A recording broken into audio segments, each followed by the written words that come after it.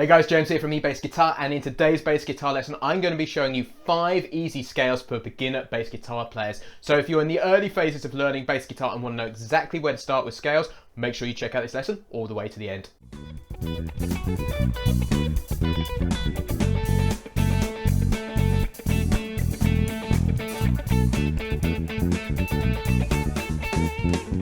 Hey guys, it's James here from eBassGuitar, and in today's bass guitar lesson I want to show you 5 easy scales for beginner to intermediate bass guitar players. So the idea for this lesson came initially from my book, The Complete Guide to Music Theory for Bass Guitar Players, which you can grab over at eBassGuitar.com or at Amazon.com. And I've had lots of requests ever since I published this to make videos to actually demonstrate me playing these scales and how to use them in context. So what I'm going to do today is teach you the 5 scales beginner to intermediate bass players should always know. I'm going to show you some bass lines which use these scales, and I'm actually going to demonstrate them in context so you can hear the sounds that they create. If that sounds good, check the lesson out all the way to the end. But first of all, let's grab a taster of what we're going to cover today.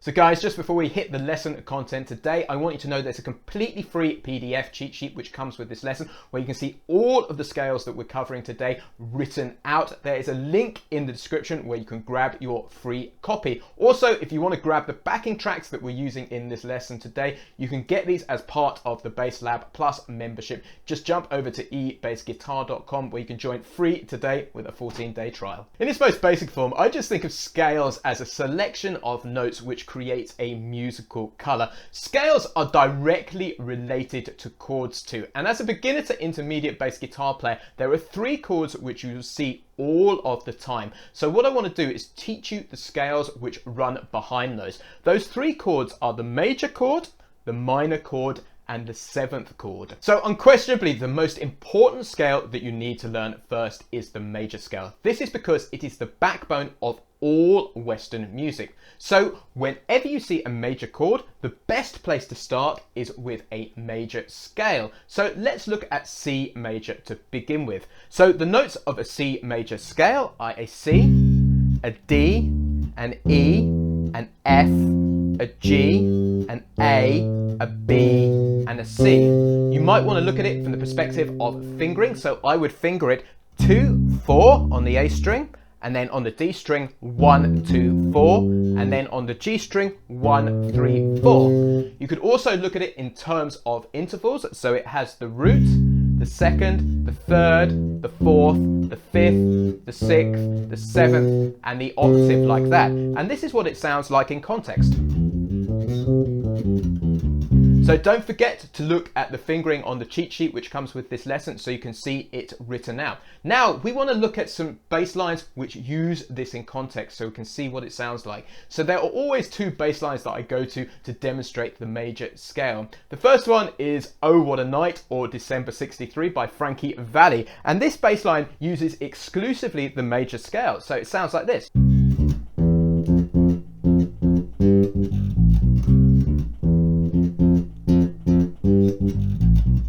The other bass line which demonstrates the major scale sound really, really well is the Jackson's ABC. So the bass line from the chorus, which sounds like this.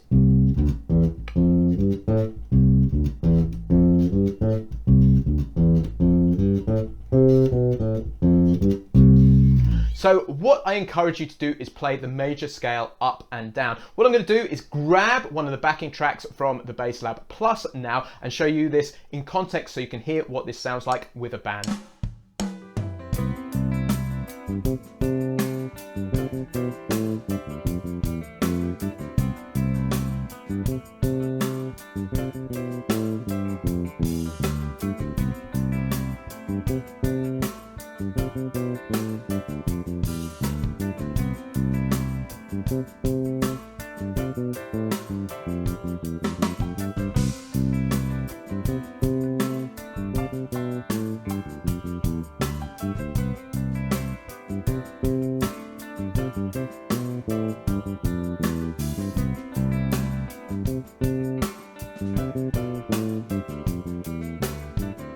So the next scale we need to look at is what's called the natural minor scale, or you might hear it called the Aeolian scale too. That's the same thing. There are a bunch of minor scales out there, but in my view, this is the most important one to start with. So let's look at the notes in there. We're going to play it in the key of C to begin with, and if you see a C minor chord, this is the best place to start. So the notes are a C, a D, an E flat, an F, a G, an A flat, a B flat, and a C. You could look at it in terms of fingering too. So 1, 3, 4 on the A string, 1, 3, 4 on the D string, and then 1, 3 on the G string. So it sounds like this.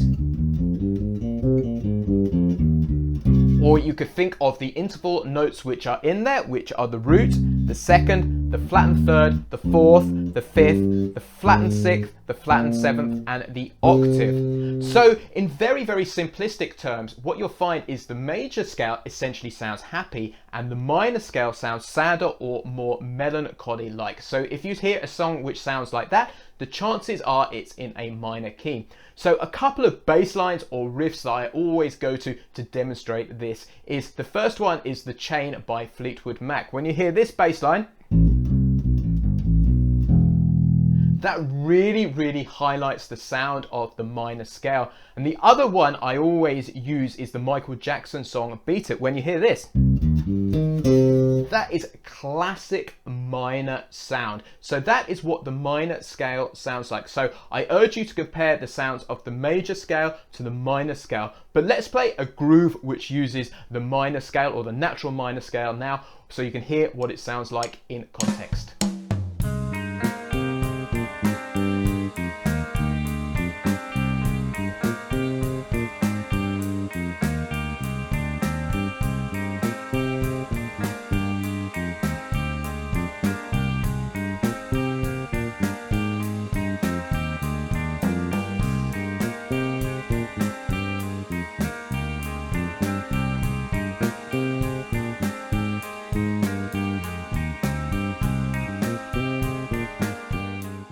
So far we've covered the major scale, which we can play over a major chord. We've covered the minor scale, which we can play over a minor chord. Now, the next most important chord that we need to know how to play over is the seventh chord, which sounds like this. You might also hear this called the dominant chord too. So in the key of C, this is really simple to create. So first of all, let's play the C major scale. So C, D, E, F, G, A, B, C. And all we need to do is take the B note or the seventh note and take it down a half step from a B natural to a B flat. So this note goes from there down to there.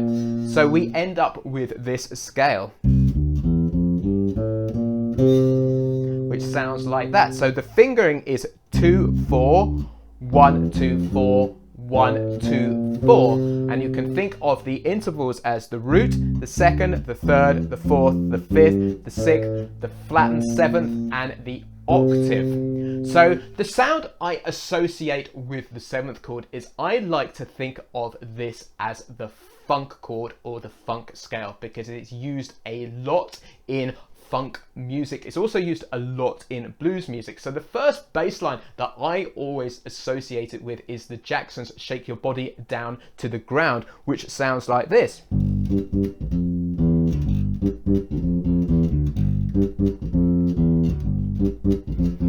And it is that presence of that note there which makes it sound the way it does. The other situation which you may hear this with is at the start of the old Beatles tune Twist and Shout. There is this big ascending chord at the beginning which you might hear goes and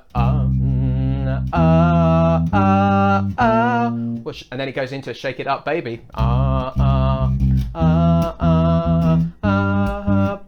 We'll shake it up, baby. Now it has that expectant leading sound which takes you into the next section of the song. So it's a really powerful chord that you'll hear time and time again. But let's hear what it sounds like in context. And I'm going to play a funk groove for you now so you can hear me using the dominant scale, or the other name that you might hear for it is called the Mixolydian scale too. So let's hear it in context.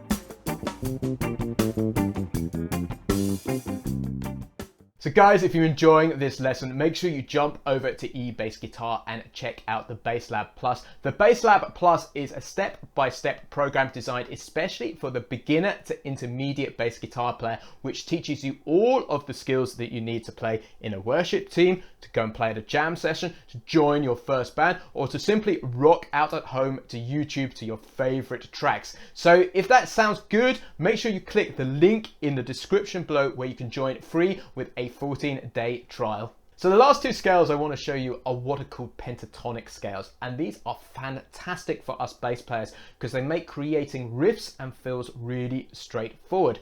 So the first scale we want to look at is what's called the major pentatonic, and this is basically a simplification of the major scale. So what we want to do is play the major scale to begin with,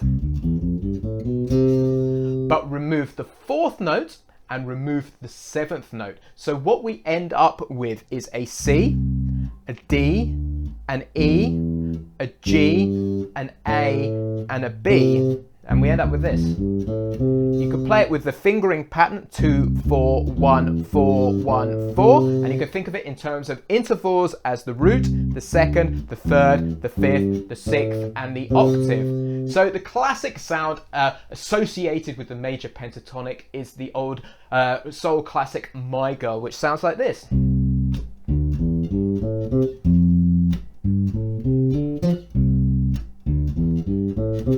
Which I'm sure you've heard before. How I typically use the major pentatonic is for creating fills. And what I love to do is change the fingering. So I'm moving further forward down the neck. So I'm going like that, which is really, really cool. Because what you can start doing is you can start adding slides in. So make sure you just learn it to begin with using the simple fingering, and then you can work out some other cooler fingerings as you go along. So let's hear this in context so you can hear me creating fills using the major pentatonic scale.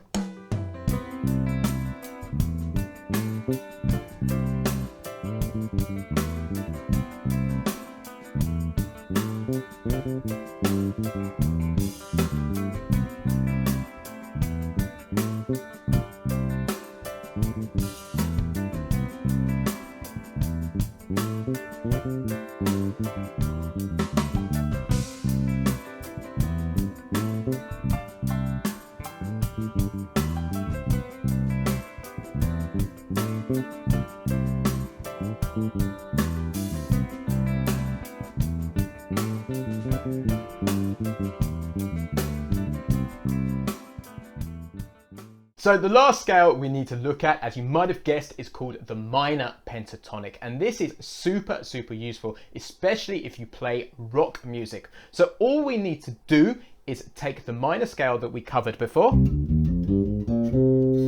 remove the second note, and remove the sixth note as well. So we end up with this pattern. And so the notes we end up with are a C, an E flat, an F, a G, a B flat, and a C, like that. You can think of it as the fingering, so 1, 4, 1, 3, 1, 3, like that. Or we can think of it in terms of intervals as root, flattened third, fourth, fifth, flattened seventh, and the octave, like that. So a context where you may hear this line is in the classic rock track Bomb Track by Rage Against the Machine. So if you've heard this bass line before, this is purely minor pentatonic.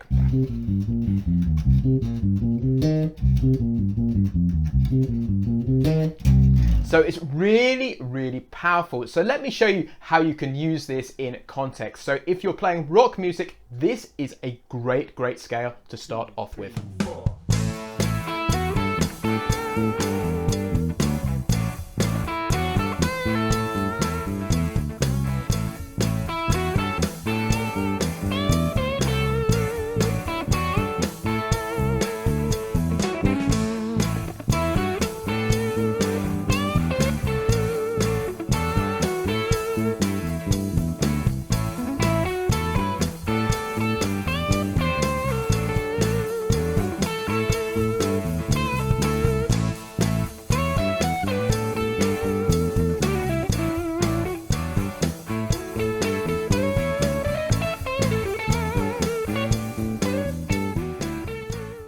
Now, to finish off this lesson, I couldn't resist giving you one more bonus scale, which is very, very heavily related to the minor pentatonic, which you may have heard of, called the blues scale. So all we need to do is add one more note into the minor pentatonic, and we have the blues scale. So let me take you through that right now. So what we need to do is we need to play the C, the E flat, and the F as normal, and then what we put in here is an F sharp, which is the sharpened fourth or the flattened fifth, and then we carry on up the scale as normal. So we have the fifth and the flattened seventh and the octave. So to play it from beginning to end, we end up with C, E flat, F, F sharp, G, B flat, like that.